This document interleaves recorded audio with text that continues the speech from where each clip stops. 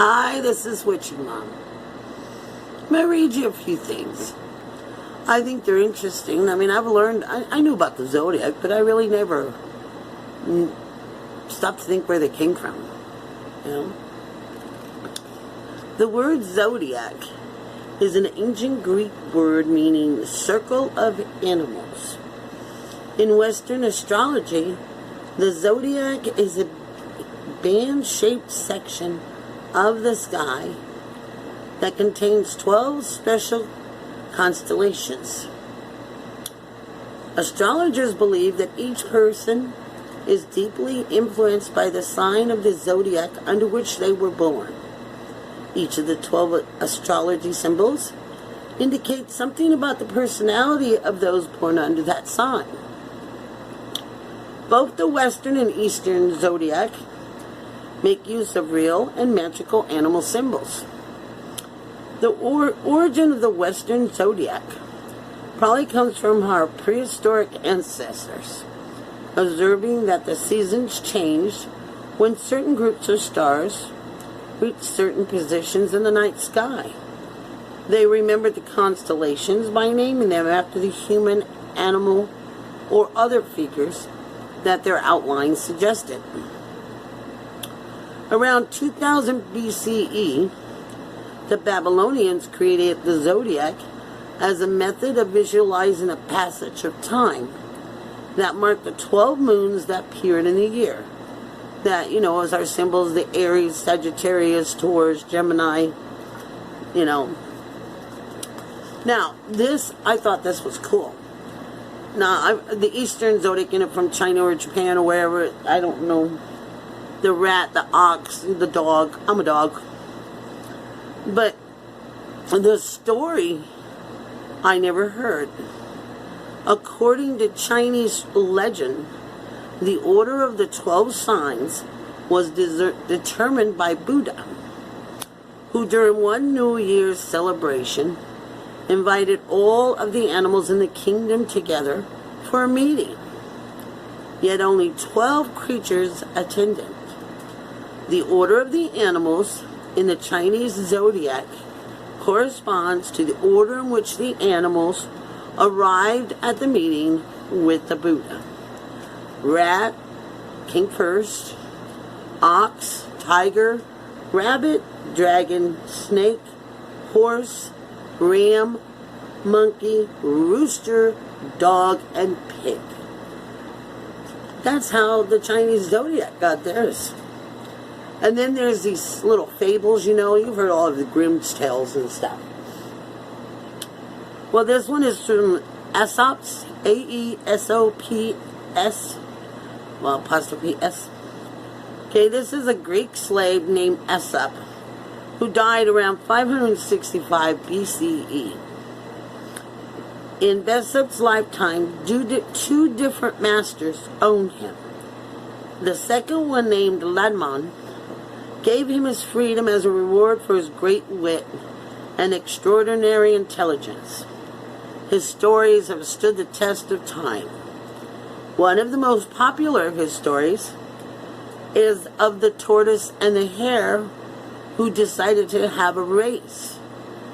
But when the hare realized he was so far ahead of the turtle, he decided to take a nap. When he woke up, he noticed the turtle was crossing the finish line.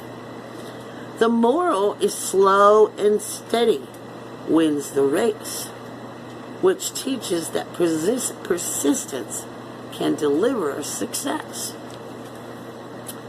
Now, Jataka Tales, another hare story appears in the Jataka Tales, the ancient Buddhist animal fables, recorded over several centuries. The collection has 550 stories.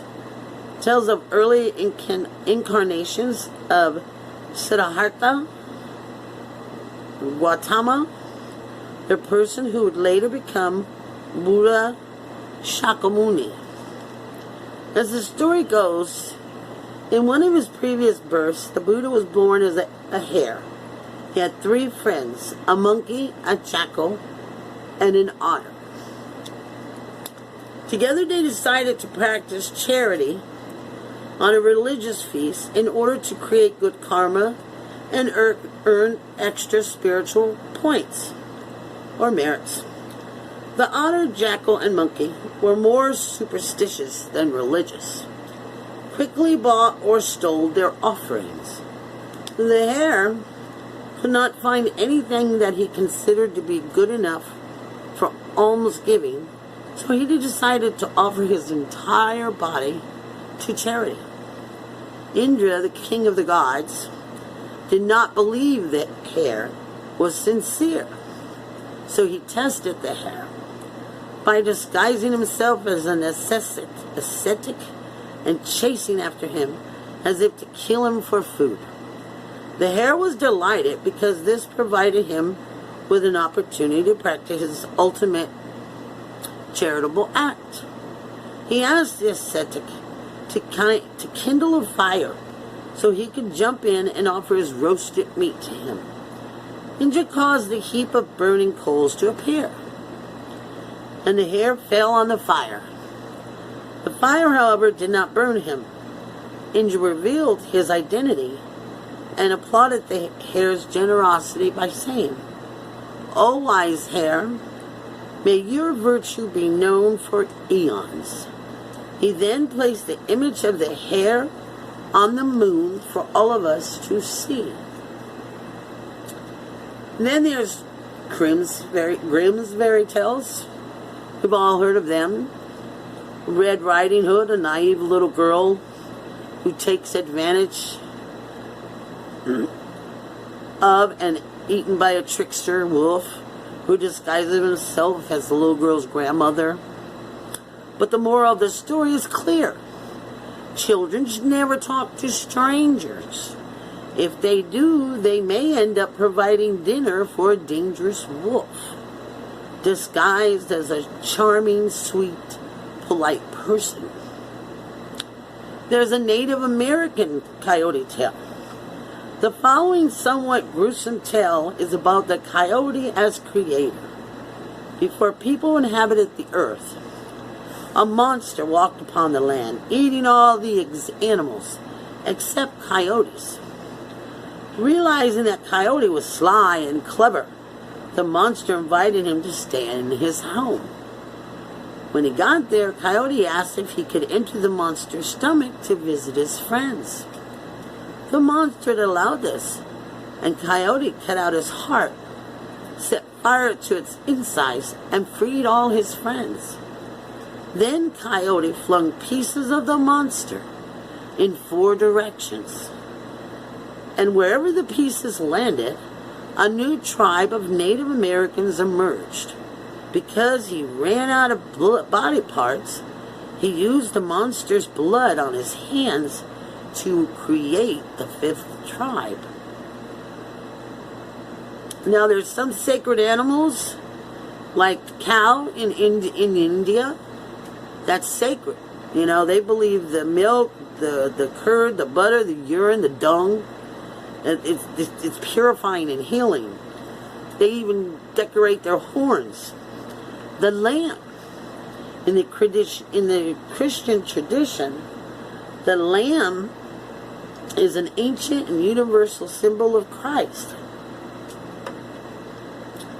The Easter lamb, depicted with a halo and the flag of victory, is a popular image found in the homes of many contemporary Eastern European Catholic families. The Paschal lamb represents Christ as the lamb of sacrifice, whose blood redeemed all the people. Okay, and then there's the dove. In the Old Testament, we all know the dove. Noah sent it, from the ark. And the dove continues to symbolize deliverance, peace worldwide. In Christianity, the Holy Ghost of the Trinity is often portrayed as a dove. According to European legend, the devil can turn himself into any bird except the dove.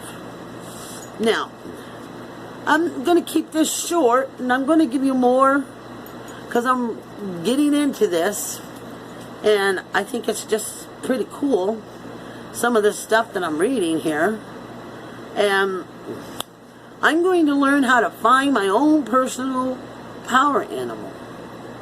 And I'll let you know, and I'll do another little video.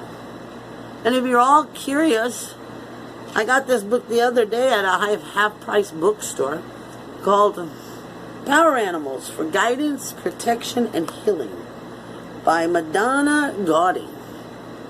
See? And I think it's pretty cool. So far, I've only read a few pages, and, you know, I didn't know about the Zodiac and how they got it, or even how our Zodiac was ever developed. But if you like it, I'll make some more. I'll just title them Power Animals Part 1, Part 2. This would be Power Animals Part 1. I love you guys. And hey, don't forget to hit the like button, the subscribe button, and the notification bell. You know, the ding-a-ding-a-ding-a-ding. I love you. Bye.